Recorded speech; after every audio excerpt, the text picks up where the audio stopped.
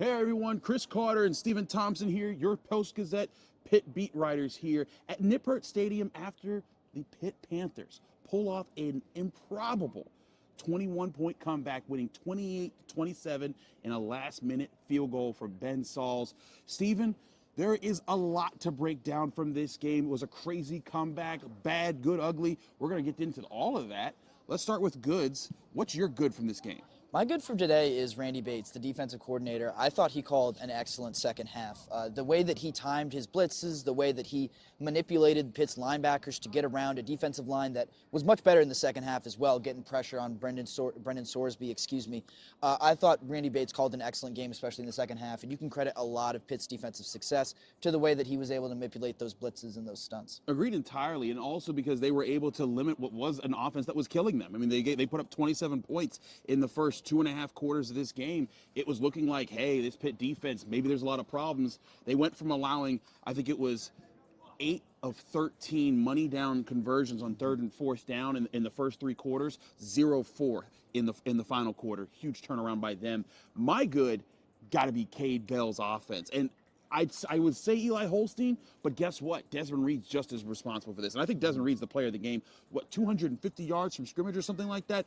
Over 100 yards receiving, over 100 yards rushing, was phenomenal in this and made big plays. But we cannot overlook Eli Holstein's stepping up in the fourth quarter. He was terrible early, and we'll get to that because I'm going to talk about that in the bad. But in the fourth quarter, I think he was 10 of 11 for 180 yards and 2 touchdowns. He threw a third touchdown in the third quarter. He threw his first touchdown in the third quarter, threw 2 touchdowns, and led a game-winning field goal drive with less than 30 seconds left. Stephen, I was just really impressed by how much he was able to settle down in what was a ruckus environment. This place was packed. We're here at Nippert Stadium. There's students playing flag football behind us right now, but you could tell he was maybe a little unsettled early part in the game, but he was definitely settled in the fourth quarter when he led the Panthers on 3 straight touchdown drives and then a game-winning field goal drive. Yeah, I think unsettled could be putting it mildly, and I think, he definitely kind of just settled in the second half. Once he started to make a couple plays, make a couple completions, he really settled in. And my other point here is Cincinnati's defense drops 8 into coverage regularly. It was a really good plan by Scott Satterfield. They were often having an extra defensive back covering, oftentimes Eli's primary target. And I think that was the adjustment he had to make, was not just look off your primary target and go to the deep ball. It was understanding, hey, this is what they're trying to do. Let's take it. Let's attack it. Let's take what they're giving us. And I thought he did a good job of that. But when you're down 21 points, something had to go wrong. Stephen, what's your bad from this game? Yeah, my bad from this game is the pass defense. I still think there are a lot of holes back there. They're breaking in a couple new cornerbacks. I don't think these safeties have really played up to the standard that we were expecting from them quite yet. It took them a while to get going, and even when they did start to clamp down a little bit, it was mostly because the pass rush was able to finally get some pressure on quarterback Brendan Sorsby, like I said, with what Randy Bates was doing. So, I mean, this Pitt defense, it's really, they leave their corners out on islands, and these corners got torched a little bit today, especially in the first half. They've really got to clean it up, especially, there were times where Cincinnati was simply converting on a 3rd and long just because they ran a simple out route. It was a comeback route, and every time it was working. Sorsby was able to get the ball out quick. The pass rush was neutralized. Pitt's got to clean up a lot before they go face West Virginia next week. I agree, and we're going to continue talking about that. I think one big point was Cincinnati's offense early on was able to just isolate Pitt's cornerbacks, because that's the defense they play. They live on islands, and when you got guys living on islands, sometimes they got to back off in coverage. And when you see that, Sorsby just turned, bam, quick hit. It would be 5, 8, 9 yards. Big plays for Cincinnati's offense. That's something they did last year and killed Pitt with. Difference, though, they were able to limit the run a little bit more this year, and their offense came to play, especially late, bringing on that comeback. So that was your bad. My bad is the offense in how it started, and I think that when you look at Eli Holstein, for all the good things I just said about the early part, you got to also talk about the bad. Early on, he threw a bad interception into double coverage into the end zone, and that's what Cincinnati was trying to get him to do. And I think that something that Cade Bell has to coach him through right now. Obviously, they coached him through it in this game, but you don't want to have starts like this. If Pitt comes out and does this every single week, it goes down 21 points, you're not going to pull off comebacks like this. Cincinnati also very much helped Pitt with a lot of really silly mistakes throughout this game, including one where at the end of the first half, Pitt had the ball trying to get a field goal. They caught a ball over the middle. The clock was stopped with 1 second left, but was about to get snapped. Pitt was going to have to go for it and go to the end zone, but a Cincinnati player was talking trash, then realized his defense was not fully on the field, fell down to fake an injury, stopping the clock, giving Pitt a free timeout, which they had none, and that allowed Pitt to get a field goal late in the first half. And guess what? Pitt won by 1 point. So that was a huge moment in this game. Cincinnati playing a big role in that. But we've talked about the good and the bad. What's your ugly? Well, my ugly is something that you alluded to, and that was the pretty horrendous start that Pitt had. I mean, they came out of the gates looking completely unprepared. Nothing was working at any level. Not the offense, not the defense, not the special teams. I mean, it was pretty comprehensive how bad they were, especially in that first half and even leaking into the third quarter as well. I mean, that's just simply not going to work. You are not going to come back from down 21 points every week. Pitt cannot afford to do that. They got really lucky here. Like you said, Cincinnati gave them a bunch of gifts. You can't do that again. No, you cannot, especially when you got other Big 12 teams like West Virginia that you got to play next week in the Backyard Brawl.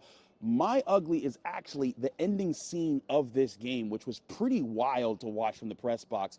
After Pitt won the game, it ended with, a throw-around play where Cincinnati was trying to make a miracle happen. It ended in a fumble recovered by Javon McIntyre. Pitt's defense goes to the student section over here, which was chanting the typical obscene chant that most people chant at Pitt over the years, all game long. And Pitt's fans, and Ben Saul said it, like, yeah, we wanted to let them know, like we heard y'all all game. We came here, we beat your team. And so they were celebrating in their faces. And then I saw one of the equipment staff from Cincinnati was over here. They try to grab the ball, a game-winning turnover ball that Javon McIntyre had in his arms from him, and they tackle him to the ground at one point. He falls down into the kicking net, and then he gets up, kind of runs away. Is like, what's your problem? Why are you doing this? Guy just trying to get the ball back. Young equipment manager that's probably just a student trying to just have a regular work study job. And then he's getting chased. A Pitt coach gets in the way of him, yells at him. Then more equipment staff comes, and eventually, I think it was the punter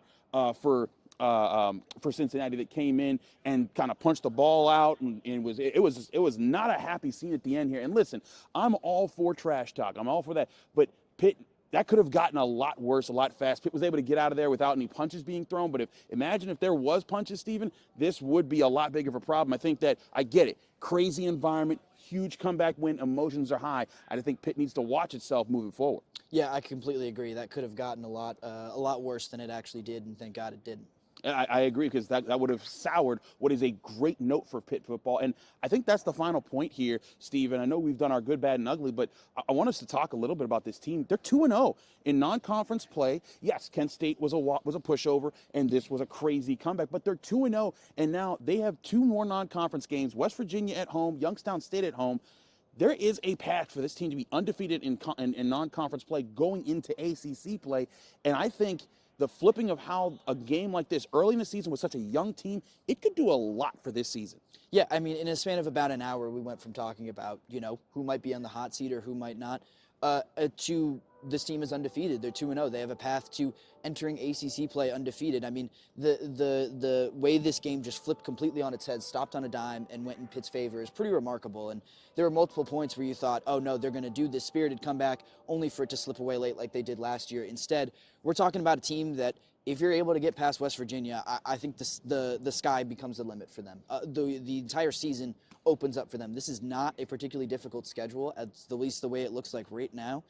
And you can start to think a lot bigger about Pitt if they come away with the win against West Virginia next week. Agreed entirely. This is a Pitt team that showed true resilience, a great turnaround for them, but they've got to put it behind them. Starting tomorrow, they have their 24-hour rule. They got to get ready for this Backyard Brawl, because West Virginia is coming to town, and they're not trying to let Pitt get back into feeling good about themselves. We will have it all covered at the Pittsburgh Post-Gazette. Stephen did a great job writing his game story. I got my post-game analysis. We'll have that. Stephen also Balls have his 5 thoughts tomorrow moving forward. And then, of course, we talk to Pat Narduzzi Monday, getting ready for the Backyard Brawl. Get all of that at the Pittsburgh Post-Gazette from your Pitt beat reporters, Chris Carter and Stephen Thompson. Thank you for watching our Pitt postgame show. We'll see you later this week, Tuesday, when we do our Pitt mailbag show on the Pittsburgh Post-Gazette's podcasting channel, which you can get anywhere you get podcasts, as well as on the YouTube page. We'll see you there.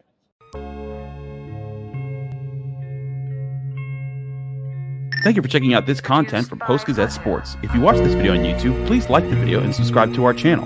For all of the sports coverage the Post-Gazette has to offer, visit post-gazette.com.